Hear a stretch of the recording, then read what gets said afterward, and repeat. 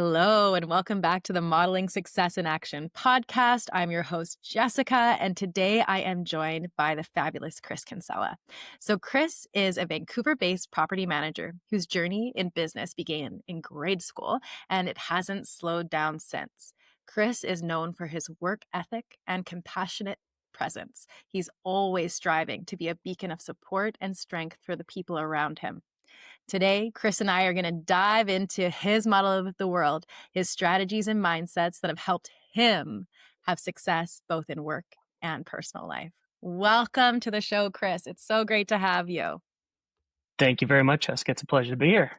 So Chris is awesome. He's right now I'm finishing up my term as the president of my BNI chapter, and Chris is my VP. And I gotta say, he is the unsung hero. He really does all the stuff in the background. I just show up and look pretty and make the whole thing, feel good. But Chris is like the brains of the operation. He's got the numbers. He's the one who's looking forward and trying to manage this whole thing. And it's not a small chapter. We've got one of the largest ones in Canada. I think there's like 52 people at this point that are, that Chris is shepherding. So so I know that like in your personal life, in your work life, in your networking life, like you wear a lot of hats and you have to like kind of be on the ball with a lot of people. So I'm curious, like, what is that like for you? What's it like for you to be, like you said, the beacon for these people? It's well, first off, thank you very much for stroking my ego. I do appreciate it. It's very much a team effort. I'm just the guy at the ringleader of the circus. Let's put it that way. It's a spot I like being in. I like being in the middle and a resource to everybody. So it's one of those things. It's a life I've tried to manufacture as competency. It's knowing a little bit of everything. So being someone who can be an effective son and brother and coworker and employer, and also being a part of a networking group where it's a bunch of individuals coming together and everybody owns their own business and everybody's an alpha and is an overachiever and really works hard. So it's a fun place to be where I can bounce a lot of ideas off of a lot of people, be a lot of things to a lot of people, and learn from all these people. So it's a really nice place to be, of being able to take what other people's activities have brought them to this place and also be someone in their lives that I can help in any way possible. And I guess it makes sense. As a property manager, you are, you got to wear all the hats, right? Because you never know what's going to go sideways. You never know what they're going to need from you, right? Like one day it's dealing with a leak. The other day it's, managing all the copper pipes that got stolen. It's like it's all the things. Yeah. Right? Bringing back my PTSD a little bit. Yeah, sorry. Very much so. You don't know what phone call is going to come at 12:30 in the middle of the night. So it is very much being able to wear the different hats and put them on quickly. And it's, I think that's a skill that a lot of entrepreneurs have, where it's resiliency. And it's, stuff goes sideways real fast. And it's how quickly can you bounce back to your mean. And I think that's a lot of the skills that a lot of entrepreneurs need to have to make it through most days. Because there's some days where you get 200 emails and you're sat at your computer just responding to everybody, and you're not being able to work on your actual job. And then after that comes the actual work. So it's resiliency is, I think, a big thing that a lot of people in similar positions have to have, where it's how quickly can you get back to your mean, to your habits, to your level. And that way you can keep performing and being there for everybody.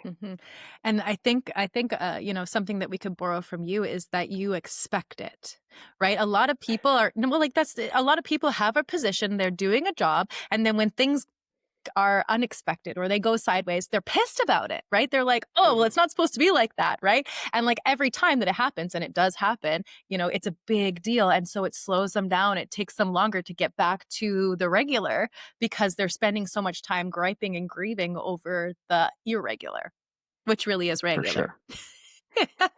And that's kind of it. It's knowing that the irregular is part of the regularity. Yeah. And it's like life in that way. There's no way for us to avoid trauma or for us to avoid sadness or big events in life. And you kind of just have to keep on moving. And that's a skill I've developed. And it's funny, I listened to a podcast the other day, and a fellow was mentioning he said something similar, where it's I can predict the future because I keep my eye out for it. I look for it. I know what's coming. And that makes me a good entrepreneur, but it makes me potentially a bad partner. So it's one of those things where you always have your eye on the future. You're always kind of assessing what could be coming, or knowing that you have to put on, get in the fire truck real fast and go put out some fires.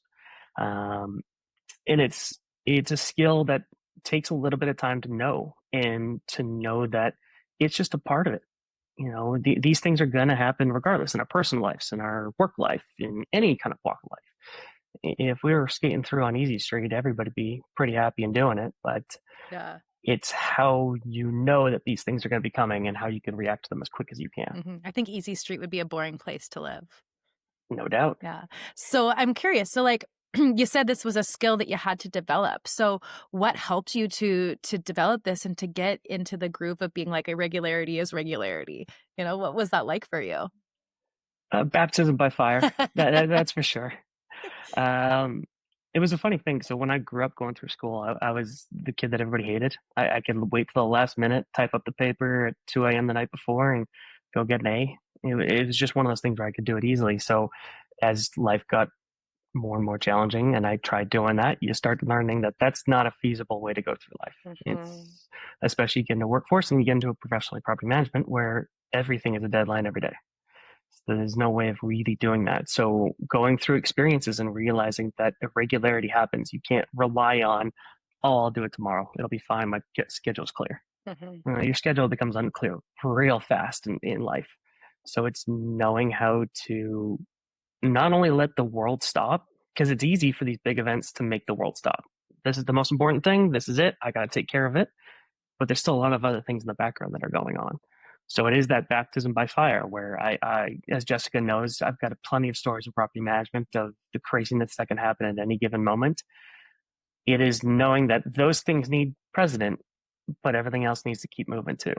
So I've had enough events where I've given my entire life to it, eat, sleep, and drank it, and kind of just worried about it constantly. And that leads to fatigue and burnout and exhaustion and a bunch of things that don't allow you to keep going in life. And unfortunately, you learn those lessons the hard way.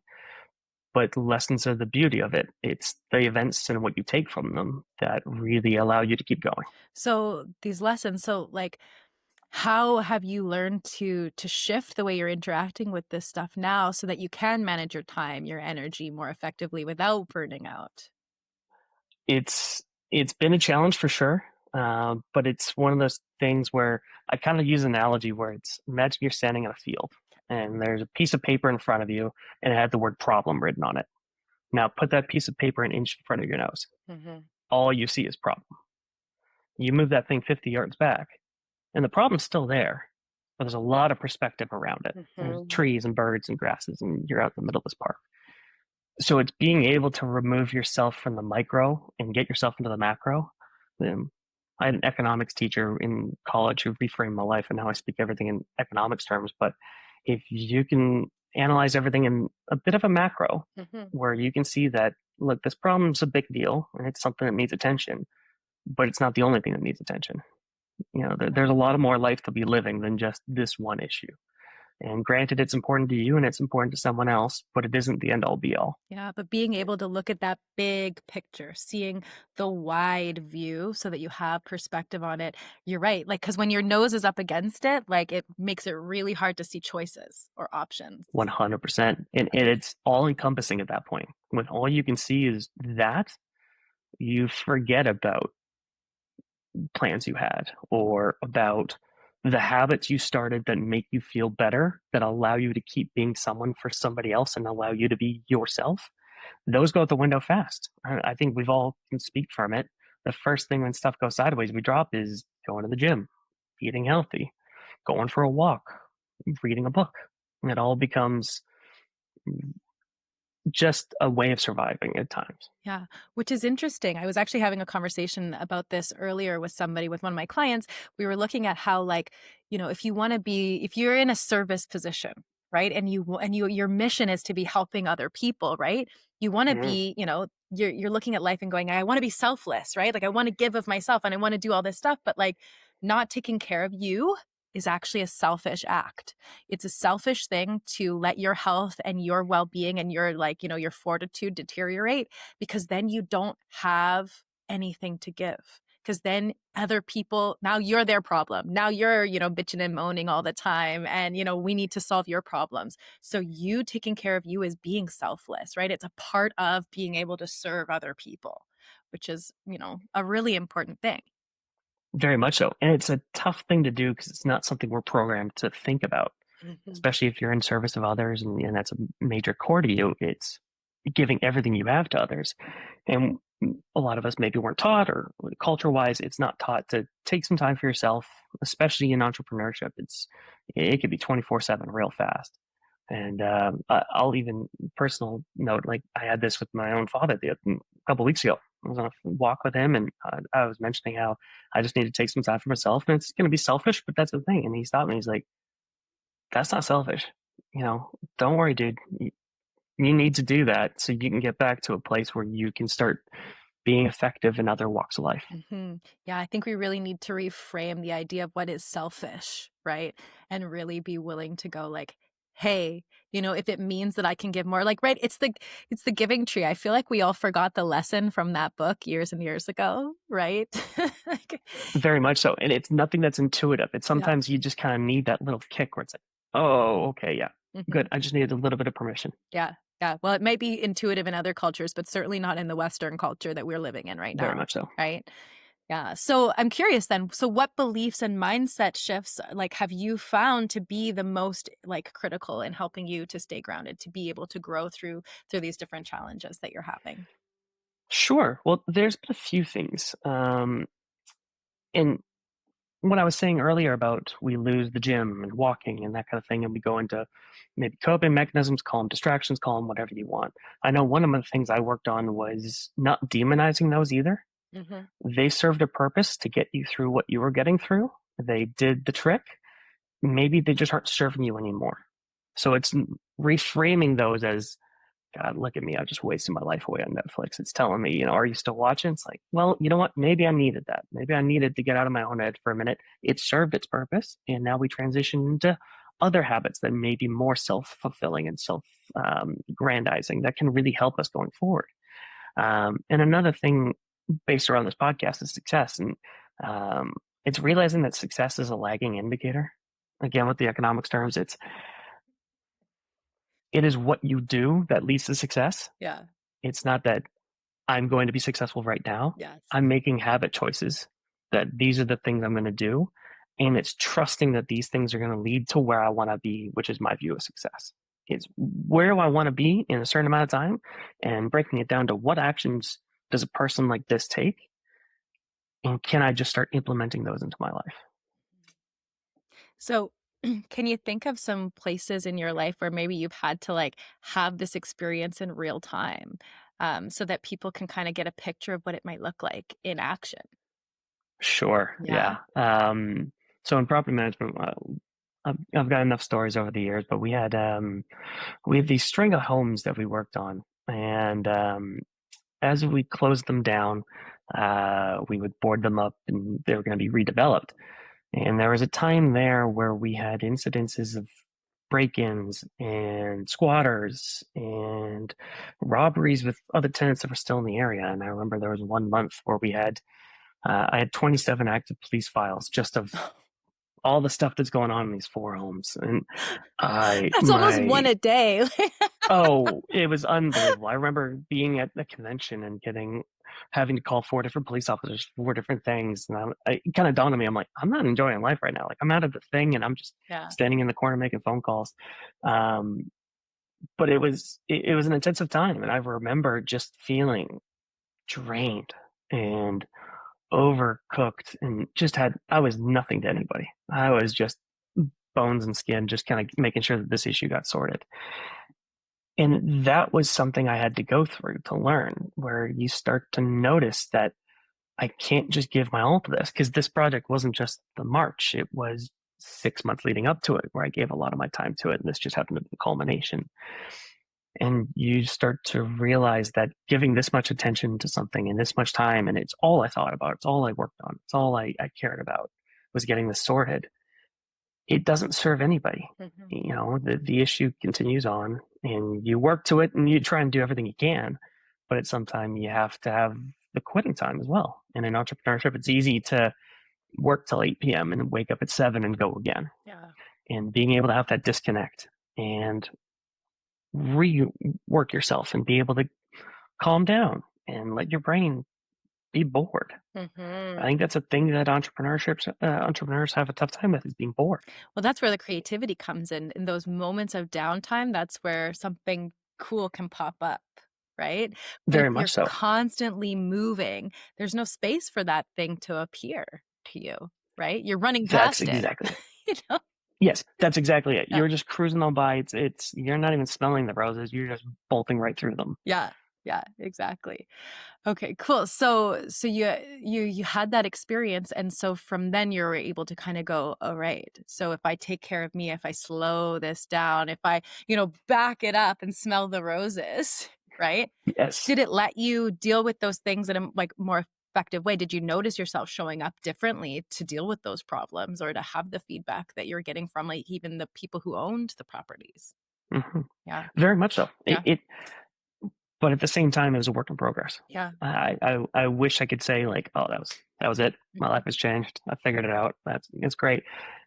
There were still tendencies there, and I would still get into these wormholes of, boy, I just need to give all my attention to this. There's a deadline. There's people waiting on it. There's this, that, or the other. There's always a reason. And what this allowed me to do was have a quicker response to, hang on, I'm losing myself here. I'm getting a little spirally. I can feel it. Mm. How do I reconnect? How do I get back to my habits? Because that's another lesson I've learned, is that we don't reach our potential. We shrink to our habits when stuff goes sideways. Mhm.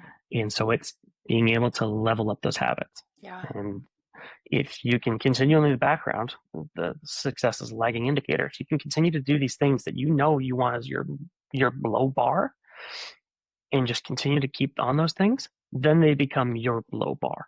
And that's not like a lot better place than being on the couch and watching Netflix for 4 hours a day because I need to just completely disconnect. The world is burning and cats' heads are falling off and everybody's losing their minds. I would rather my level bar now be, all right, I'm just going to go for a walk. I Mhm. need an hour outside. I need an hour of calm. And now that's what I started to learn, was I needed to have better ways of refilling my cup. Yeah. So you really are being kind to yourself, right? You're like loving yourself in this way. Not the easiest thing to change. I know I've always been, and we're all our own worst critic, and I am surely guilty of that. Um, but yes, it's allowing myself to find better ways to recharge myself and stuff that actually recharges me. Mhm. Whereas, like I said, Netflix or lying around or anything like that, it's relaxing. You can get it out of your head, but it's not recharging. No. You don't move. It's like You're not a pressing creature of habit. pause for a second, which Correct. every once in a while you need to press pause, right? Like maybe you cut yourself and you need Sure. to throw a Band-Aid on it, but what really needs to happen is that wound needs to heal. Now the Band-Aid Yep. serves its purpose, but at some point it's got to come off, It's like the old physiotherapy thing. right? It's, rest and ice. It's good and helpful. But if you rest for too long, then you atrophy. Yeah. So it's, how can you get back to it? How can you keep moving and doing stuff that you enjoy, but is also productive for you going forward? Mhm. So that was a big thing for me to learn. And it's a big thing for me to understand, because it allows me to be a better leader in these areas where I like to be, is that I can understand that we're our own worst enemies. Mhm. So if I can understand that of myself, I can try and be something to somebody that they can't be to themselves at that moment. Mhm. So is that how you find that like the compassion is spilling over into the way that you're leading others? That's exactly it. I find that I very good at understanding how I treat myself and how I have treated myself and how in situations people can treat themselves in that way. Mhm. So what I try and do is be a source of reassurance to people in moments of, maybe there's a little mess up or something like that. Something screws up. It happens. You mean a Life human being happens. a human? No joke. Like, and Lord knows if I made a mistake, I'd Yeah. probably be like, "Ah, you dummy. Like, what are you doing?" And I don't want that to be the habit going forward. So while I'm working on it myself, I recognize it externally, and Hmm. I can try and be some kind of a voice to that. And it's also knowing what people need. It's some people need a good swift kick up the butt, and some people need a nice compassionate hand on the back, and some people just need to be left to themselves as well. Hmm. Yeah, right. Knowing when to use the carrot, knowing when to use the stick, and knowing when to leave well enough alone. Very much so, yeah. And it's like Yeah. Batman. We have all these tools in our utility belts. Which ones can we pull out at the right time?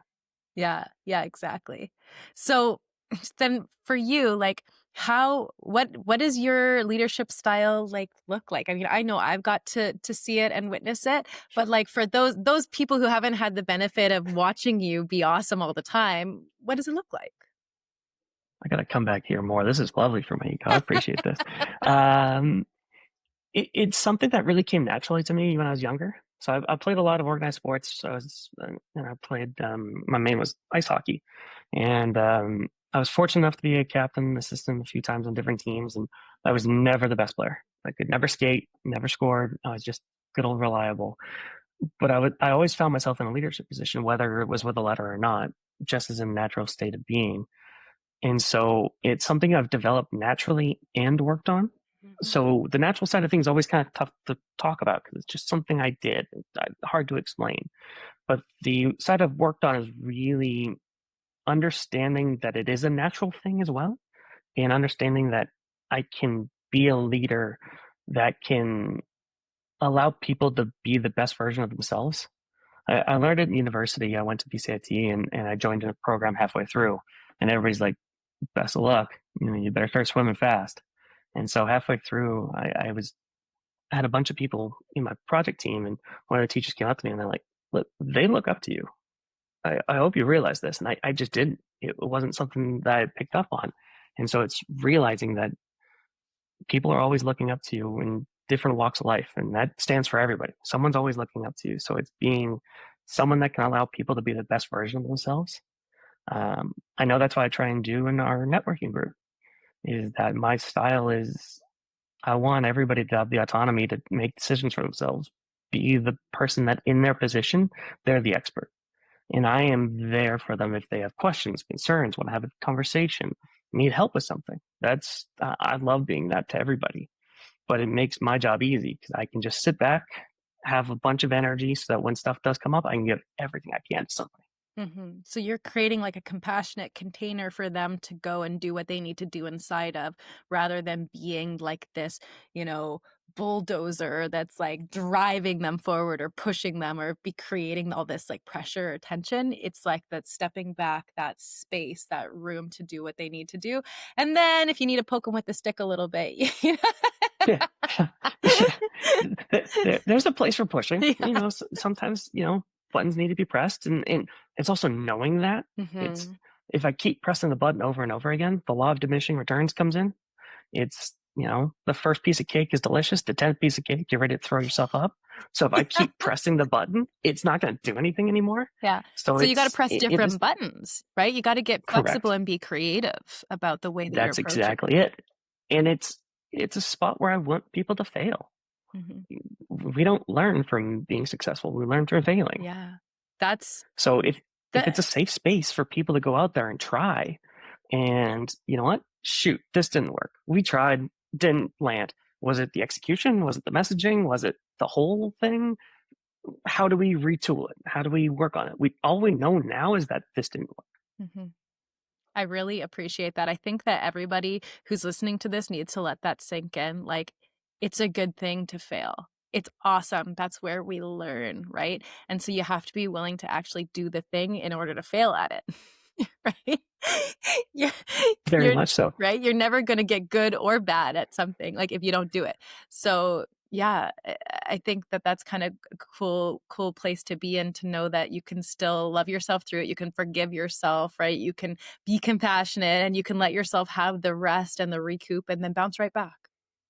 Very much so. And Yeah. it's easier said than done completely. When you're in the moment, it's tough to fail. It sucks. Yeah. It sucks striking out, and it sucks putting yourself out there and it not working. But there's the old baseball analogy: 300 average gets you to the Hall of Fame.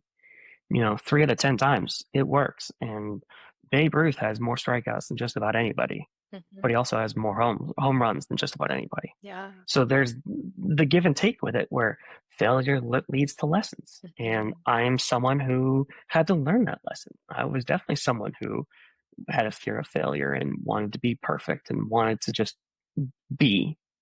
And it takes learning that failure stings, but doesn't break you. Mhm.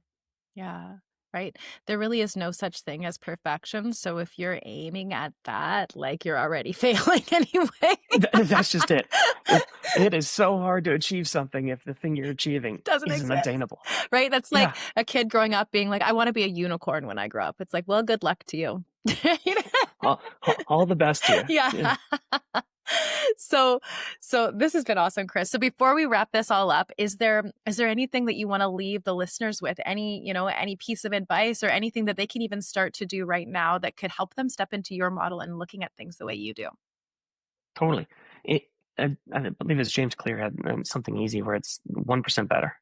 Yeah. Even if it's just one thing a day, go for a 5-minute walk. If that's what your goal is, where you just want to get moving again, 5-minute walk to the mailbox is so easy, and you can check it off as I did a walk, and that's a win. And your brain takes a win as a win as a win. Mhm. It doesn't have to be 10 miles. I know all of us are like, I'm gonna hit the gym. I'm just gonna go squat at 400 pounds and just rock and roll it. And then the next day you can't move. And then 3 weeks later you still can't move. And Mhm. you did nothing. And you haven't gone to the But if gym. Yeah. but if the goal is just going to the gym, shoot, even if you drive to the parking lot and sit in your car, you went to the gym. Mhm. It is just about that little bit, and just giving yourself those little wins, and those stack so quickly, and motivation from there stacks so quickly, and then self-belief stacks, and then it becomes a habit. Mhm. And that's it's out it can be that quick and that easy. Yeah. Isn't it interesting how you have to do it first and then the attitude follows, right? Then the belief follows, right? So many people are waiting around for the proof or the belief, Mhm. but you got to do it first and then it stacks, right? And then it happens It's for the you. lagging indicator. It's the It's a lagging lagging. indicator. That might be Yeah, the it's just a that might be the title of yeah, this episode. perfect. Success is Yeah, a lagging indicator. yeah. Yeah, If we don't become fit overnight, we gotta go to the gym a whole bunch and eat the right foods and sleep a whole bunch. It's right? just a bunch of stuff stacked on top of each other. Yeah, and then you see the results of all of that that you've been putting Just gotta in. trust it. Yeah. Yeah, exactly. Well, like what you've done with your business with, recently. We've got a few seconds left. Sure.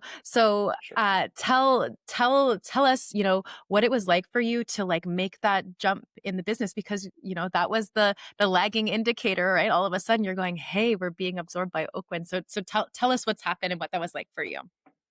Totally. So just recently, Oakland took over all of our properties, and I joined a new team and was able to provide a lot more services to our owners, and that came with struggles and control issues and all this good stuff because it was a two-person team for a long time, and so being everything to everyone and wearing every hat and being everything, it was lessons in control and giving up and being part of a team again and really allowing myself to step back and take on a new lesson because it's super easy to become complacent in the stuff we do on a regular basis. It's like driving to work.